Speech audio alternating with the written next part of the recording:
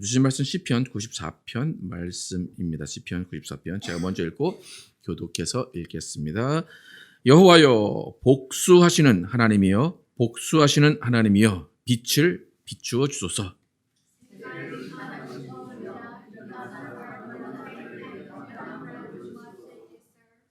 여호와여 악인이 언제까지 계가를 부르리이까?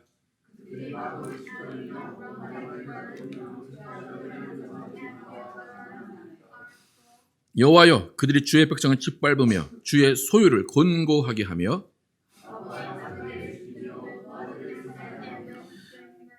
말하기를 여호와가 보지 못하며 야곱의 하나님이 알아차리지 못하리라 하나이다.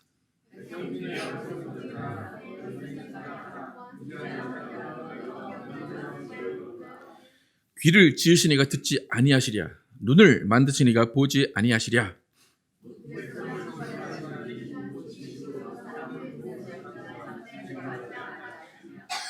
여호와께서는 사람의 생각이 허무함을 아시느니라.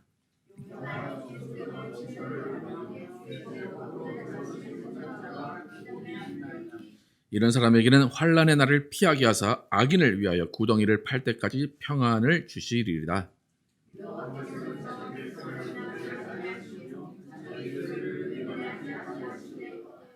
심판이 의로 돌아가리니 마음이 정직한 자가 다 따르리로다.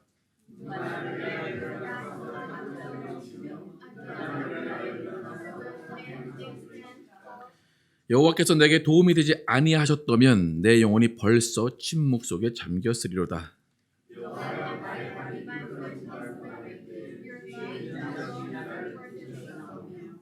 내 속에 근심이 많을 때에 주의 위안이 내 영혼을 즐겁게 하시나이다.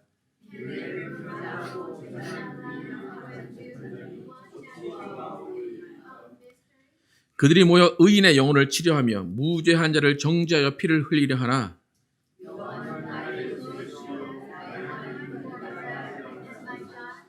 함께 읽겠습니다.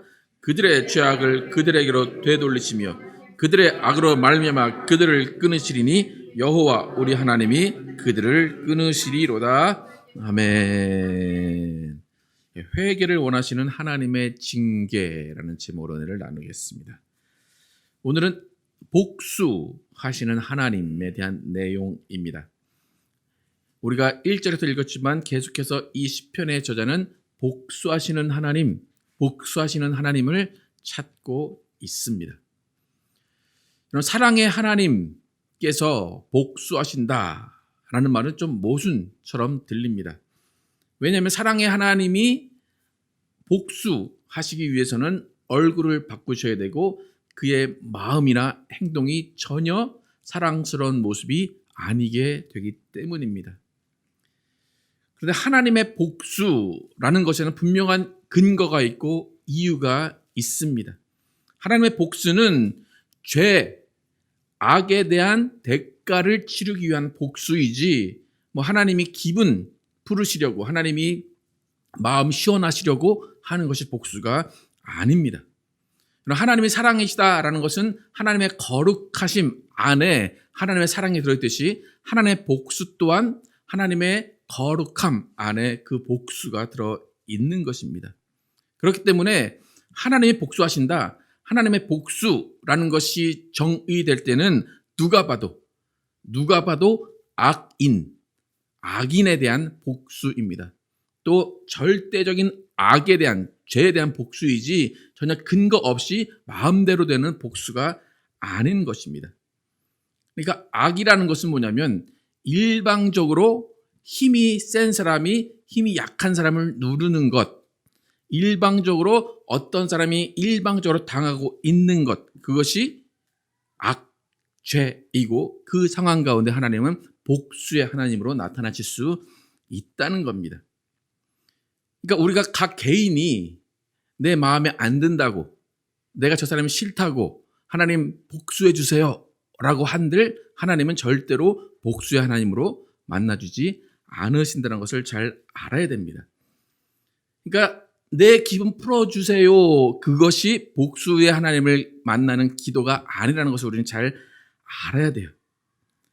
이 시는 다윗의 시라고 알려져 있습니다.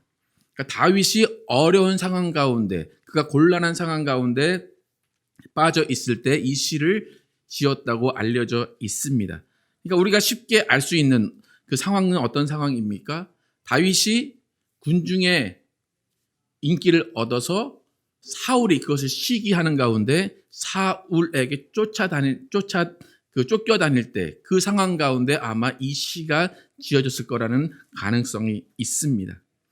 그러니까 누가 봐도 사울이 악하고 다윗이 그 상황 가운데 억울한 상황입니다. 그 상황에서 복수의 하나님을 찾고 있는 겁니다.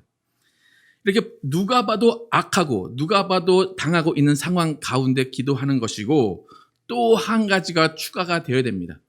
그러니까 누가 봐도 악하고 누가 봐도 이거는 죄악이고 누가 봐도 내가 당하고 있는 상황이에요. 그런 상황에 복수의 하나님을 찾을 수 있어요. 그런데 그걸로만 성립이 되는 건 아닙니다. 한 가지가 더 추가가 돼야 복수의 하나님을 만날 수 있는 상황이 이루어집니다. 또 한 가지 추가된 상황은 뭐냐면, 하나님 복수해 주세요 라고 할 때 다윗의 경우처럼 다윗은 사울을 죽일 기회가 분명히 있었습니다. 그럼에도 불구하고 다윗은 하나님이 세우신 왕이라는 그 이유만으로 하나님께서 세우신 왕은 내가 털끝이라도 건드리면 안 된다라는 그 마음을 가지고 사울을 전혀 재판하지도 않고 판단하지도 않고 해치지 않았습니다. 그러니까 무엇인가 하면 악한 상황, 죄악의 상황이 맞아요. 그리고 내가 일방적으로 당하는 상황이 맞아요. 근데 그것만으로는 복수의 하나님을 만날 수 없어요.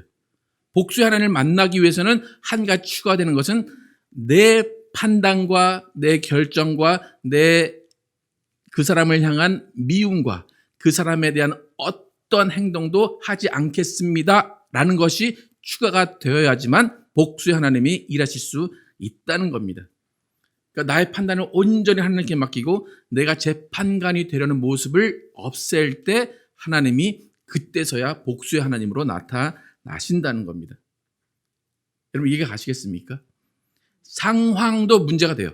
상황, 내가 억울한 상황, 내가 답답한 상황, 내가 온전히 당하는 상황, 그 상황도 분명히 있어야 되지만 또 하나는 그 상황 가운데 나는 아무것도 안 하겠습니다. 나는 판단도 하지 않고 저 사람을 정죄도 하지 않고 저 사람에게 갚으려는 생각조차 하지 않겠습니다 라는 것이 성립이 될 때 그때서야 복수의 하나님이 그 상대방에게 일을 하시게 된다는 겁니다. 여러분, 이런 기도 해보신 적 있습니까? 하나님, 저 사람 좀 어떻게 해주세요. 저 사람 좀 내 눈 앞에서 없애주세요. 혹시 그런 기도 해보신 적 있으십니까? 그런 기도를 하셨다면 잘 이루어진 것 같습니까? 어떻습니까? 그런 기도가 이루어지기 위해서는 제가 아까 말씀드린 것처럼 내 마음 가운데 저 사람에 대한 미움, 저 사람에 대한 복수, 저 사람에 대한 판단, 저 사람에 대한 안갚음의 마음이 완전히 사라질 때 그때서야 하나님이 복수의 하나님으로 일을 하신다는 겁니다. 만약 어떤 사람이 나는 믿음이 좋아서 복수의 하나님을 만날 수 있어. 내가 믿음이 좋기 때문에 나를 괴롭히면 저 사람은 하나님이 분명히 처단하실 거야 라고 기도하면서 뒤에서는 온갖 욕을 그 사람을 하고 온갖 뒷담화를 하면서 그런 상황 가운데 있다면 하나님은 일을 하실 수 있을까 없을까요? 일을 못 하십니다. 왜 일을 못 하실까요? 네가 일 다 하고 있다. 나는 할 일이 없다. 그러시는 거예요. 그러니까 복수의 하나님을 만나기 위해서는 하나님이 하시는 일도 중요하지만 우리의 자세가 더 중요합니다. 그러니까 오히려 하나님께 복수해 주세요 라고 기도 안 할지라도 뒤에서 비난 안 하고 그냥 가만히 참고 있는 편이 나을 수도 있습니다. 그러니까 우리의 모습, 우리의 기도의 모습은 하나님의 모든 해결책, 하나님의 모든 응답하심을 기다릴 때 우리는 전혀 복수의 마음을 가지고 있지 않습니다라는 것이 하나님께 인정되어야지만 하나님이 복수의 하나님으로 상대방에게 드러나십니다. 그래서 복수의 하나님을 찾고 싶으시면 여러분은 스스로의 의로움, 스스로의 절대적으로 정죄하지 않는 마음이 있는가를 먼저 판단해 보시기를 축복합니다. 그러니까 만약에 나도 악한데 저 사람도 악해. 근데 저 사람이 더 악해. 라고 하면 복수의 하나님이 일하지 못한다는 거예요. 그러니까 나는 의로운데 저 사람은 악해. 라는 상황이 되어야지만 하나님이 복수의 하나님이 되신다는 겁니다. 여러분, 우리 모두는 하나님이 내 편이 되기를 원하십니다. 그래서 하나님께 내 사정을 다 알아요. 그러면 하나님의 입장에서는 모두를 다 사랑하시잖아요. 그죠? 하나님이 지난주에 살펴본 것처럼 세상도 사랑하시는데, 하나님이 다 사랑하시는데 누가 기도한다고 해서 누구를 복수해 준다, 그건 하나님에게 어울리지 않는 겁니다. 그러니까 대부분의 상황 가운데 어떻게 하나님이 일하시냐면, 우리가 막 기도해요. 억울해요. 하나님 이거 좀 뭐 신원의 기도라고 하죠. 이걸 풀어주세요 하는데, 대부분의 경우는 하나님이 어떻게 하시냐면 잘 화해해 그래요. 잘 합의해라 그렇게 하세요. 그러니까 대부분의 기도가 잘 응답이 안 돼요. 근데 어떻게 해결되냐면, 시간이 지나다 보면 해결될 때가 많아요. 시간이 지나면 아유 내가 포기하지, 내가 잊어버리지, 또 기독교인들의 가장 큰 특징은 아유 내 잘못이지, 내 탓이지, 그렇게 끝날 때가 많습니다. 그러니까 사실 복수 하나님이 일하실 경우는 그렇게 많지 않지만, 정말로 악한 상황, 정말로 일방적인 상황에서는 복수 하나님이 분명히 일을 하십니다. 그런데 복수 하나님이 일하시는 것은 왜 일하실까요? 어떻게 일하실까? 지난주에 우리가 하나님의 열심에 대해서 이야기했는데, 하나님의 열심은 하나님의 영광, 자신의 영광을 위해서 일하시는 거예요. 그러니까 하나님의 복수 또한 우리의 마음을 풀어주시기 위해서 하나님의 복수하시는 것이 아니라, 하나님의 복수 또한 하나님의 공의, 하나님의 정의를 위해서 하나님이 복수하시는 겁니다. 그렇기 때문에 하나님의 복수가 일어난다라는 상황은 정말로 확실한 억압과 확실한 죄악과 확실한 상황 가운데 있을 때, 일방적으로 괴롭힘을 당할 때 일어나게 됩니다. 그래서 대표적으로 하나님이 복수로 보응하시는 상황이 어떤 상황인지, 어떤 자들이 어려움 가운데 있을 때 하나님이 복수하시는지 오늘 본문을 통해서 보겠습니다. 5절부터 7절까지 한번 읽겠습니다. 시작.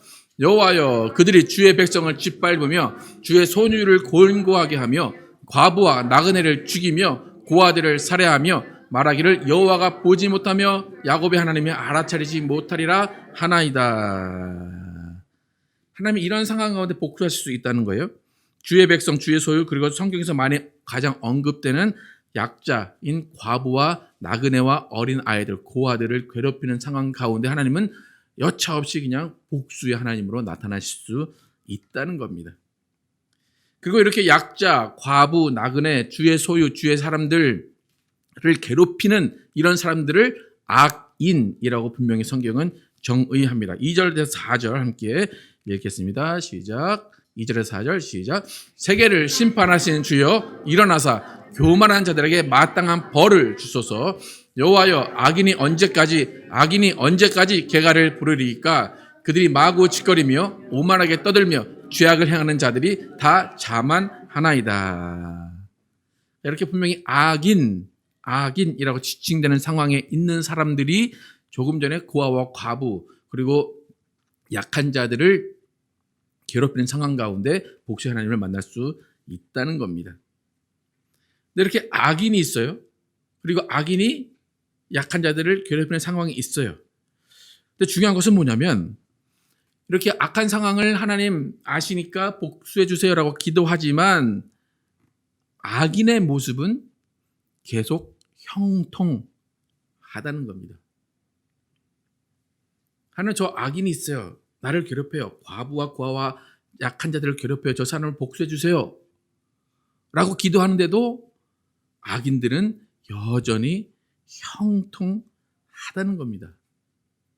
그게 우리가 좌절할 수밖에 없는 상황들입니다. 여러분, 복수의 하나님을 찾는 기도는 어떤 기도보다도 기도의 응답, 하나님의 일하심에 시간차가 있게 됨을 여러분 기억하시기를 축복합니다. 그렇기 때문에 더 지루한 기도예요. 더 빨리 포기할 수 있는 기도예요. 하지만 분명한 것은 하나님이 약속하신 거예요. 나의 소유 약한 자들을 괴롭히는 악인은 내가 분명히 심판할 것이다 라는 것이 하나님의 약속입니다. 그렇기 때문에 우리는 복수의 하나님을 찾는다면 우리의 기도 가운데는 소망이 들어있고 기다림이 들어 있어야 됩니다. 8절부터 10절까지 함께 읽겠습니다. 시작. 백성 중에 어리석은 자들아 너희는 생각하라. 무지한 자들아 너희가 언제나 지혜로울까. 귀를 지으시니가 듣지 아니하시랴. 눈을 만드시니가 보지 아니하시랴. 뭇 백성을 징벌하시는 이 곧 지식으로 사람을 기원하신 이가 징벌하지 아니하시랴. 그렇게 징벌하지 아니하시랴 하죠. 징벌하셨다가 아니에요. 징벌하지 아니하시랴. 이건 소망이에요. 기대라는 거예요. 저렇게 악인이 있는데 내가 기도했는데 여전히 형통해. 그럼에도 불구하고 우리는 그들이 우리를 억압하지 않기 위해서 하나님께 기도한다는 거예요. 하지만 여전히 그 악한 사람들의 악행은 진행될 수 있다는 겁니다. 그래서 하나님이 복수해 주십시오라고 하는 것은 우리의 소망 가운데 기도하는 것입니다. 이렇게 분명한 악인에게 복수하신 하나님이 분명히 계십니다. 그런데 오늘 시에서는 분명한 악인에게 복수하시는 하나님에게도 기도를 하지만 또 악인이 아닌 나를 바라보면서 기도하는 내용들도 있습니다. 11절부터 15절까지 함께 보겠습니다. 시작. 여호와께서는 사람의 생각이 허무함을 아시느니라.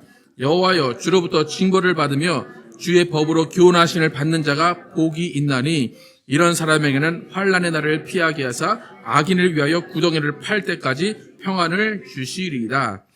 여호와 버리지 아니하시며 주를 외면하지 아니하시리로다. 심판이 의로 돌아가느니 마음이 정직한 자가 다 따르리로다. 지금 이 부분의 내용은 뭐냐면 전에까지는 정말로 악인, 상대방, 그 악인을 심판해 주십시오라고 했어요.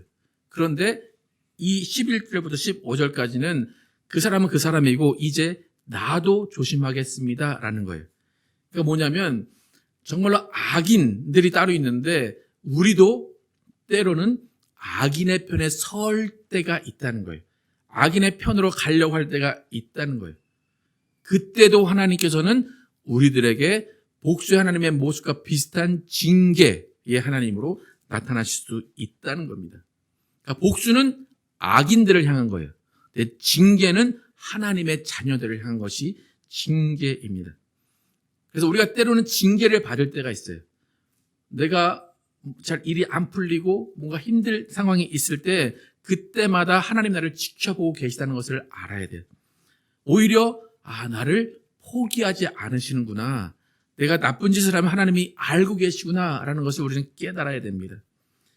그러니까 만약에 여러분이 죄악의 자리로 가는데 어떤 음란한 곳으로 가는데 아무런 일이 벌어지지 않는다. 그래서 하나님이 손을 놓으시려고 하는 때가 아닌가 여러분 조심하게 생각하셔야 됩니다. 그러니까 우리가 징계받는 것은 하나님이 우리를 사랑하시기 때문이고 우리를 지키시기 때문이에요. 그래서 징계 그리고 심판 앞에서는 우리가 성숙해지는 거예요. 우리는 실수할 수 있어요. 우리는 넘어질 수도 있고 우리는 죄악을 저지를 수도 있어요. 하지만 그때마다 하나님이 징계를 통해서 우리에게 회개케 하시고 우리를 돌이키셔서 우리가 성장할 수 있게 하시는 것입니다. 아까 전에 15절에 이렇게 얘기합니다. 심판이 의로 돌아가려니 마음이 정직한 자가 다 따르리로다.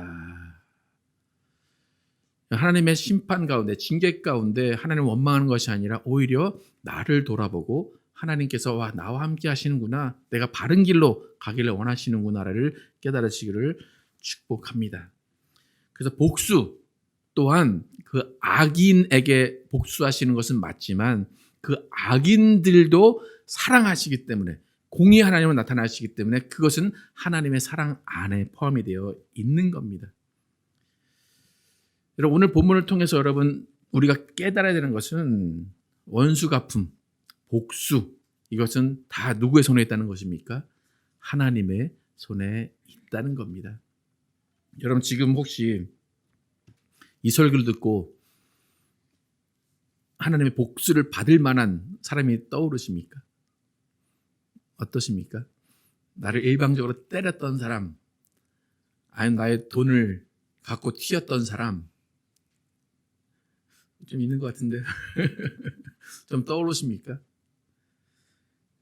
어떻습니까? 그 사람을 위해서 기도할 때 하나님께 어떻게 기도해야 될 것 같습니까? 하나님, 나는 그 사람을 용서하겠습니다. 하나님, 나는 그 돈 안 받아도 됩니다. 하나님, 하나님의 의로우심을 그 사람에게 보여주시고 하나님의 심판을 통해서 그 사람이 하나님을 알게 하시고 하나님을 만나게 해주시고 하나님께 돌아오게 해주십시오라고 기도하는 겁니다. 그러다 보면 돈이 돌아올까요? 안 돌아올까요? 네, 돌아올 수도 있고 안 돌아올 수도 있습니다. 중요한 것은 하나님이 그 사람을 만나 주시고 혹시 그 사람이 만나려고 해도 안 만난다면 하나님이 그 사람을 심판하실 것이니까 여러분은 마음 평안히 기도만 하고 계시면 된다는 겁니다. 그래서 비록 내 앞에 있는 악인이 형통할지라도 또 나의 사정이 나아지지 않더라도 그 시간에는 하나님은 우리의 도움이 되고 계시다는 것을 잊지 마시기를 축복합니다. 나의 고통의 시간에 나를 억압하는 사람, 나를 괴롭히는 사람 앞에서 그래 너 죽고 나 죽자식으로 달려들지 마시고 그 시간에 오히려 하나님께 기도하시기를 축복합니다. 그러니까 내가 살아있고 내가 기도할 수 있고 내가 외칠 수 있다는 것, 그것이 오히려 하나님이 나를 지키고 계시다는 것을 확인하는 순간입니다. 여러분, 주의 도우심과 인자하심, 정녕 나를 따른다라고 기록합니다. 하나님의 도우심, 하나님의 인도하심, 하나님의 선하심이 나를 따르기 때문에 우리가 지금 살아가는 겁니다. 이 세상에 억울한 일이 얼마나 많아요. 이 세상에 슬픈 일이 얼마나 많아요. 이 세상에 죽고 싶은 일이 얼마나 많습니까? 그럼에도 살아가는 것은 하나님이 나를 지키시고 나와 함께 계시기 때문입니다. 오늘 본문 16절에 19절 그 내용이 함께 들어있습니다. 함께 읽겠습니다. 시작. 누가 나를 위하여 일어나서 행악자를 치며 누가 나를 위하여 일어나서 악행하는 자들을 칠까? 여호와께서 내게 도움이 되지 않으셨다면 내 영혼이 벌써 침묵 속에 잠겼으리로다. 여호와여, 나의 발이 미끄러진다고 말할 때에 주의 인자하심이 나를 붙드셨사오며 내 속에 근심이 많을 때에 주의 위안이 내 영혼을 즐겁게 하시나이다. 아멘. 어려운 상황이 지나갈 때 그냥 잘 지나갔나 보다 라고 생각하지만 그 시간을 지나가게 하신 것은 하나님의 은혜고 하나님의 인자하심입니다. 그래서 우리가 지치고 힘들고 의지할 것이 하나님밖에 없다는 고백이 나올 때 그 순간 하나님 우리를 붙들고 계십니다. 내 육체가 힘들고 내 마음이 힘들 때 하나님은 우리를 치료하시는 방법, 내 영혼을 즐겁게 하신다는 것입니다. 19절에 아까 내 속에 근심이 많을 때에 주의 위안이 내 영혼을 즐겁게 하시나이다 라고 고백합니다. 여러분, 우리는 생각할 때 내가 마음을 단단하게 먹어서 그래, 내가 잘 잊을 수 있어서 그래, 그렇게 내 스스로 일을 다 넘어간 것 같지만 그것이 아니라 주님께서 우리 영혼 가운데 즐거움을 주셨기 때문에 그 순간 가운데 잊어버리게 되고 그 순간 가운데 정말 견디게 되고 그 순간 가운데 살아내게 되는 것입니다. 여러분, 우리는 어떤 상황에서라도 우리의 본분을 잊어서는 안 됩니다. 우리의 본분은 의인, 하나님의 자녀입니다.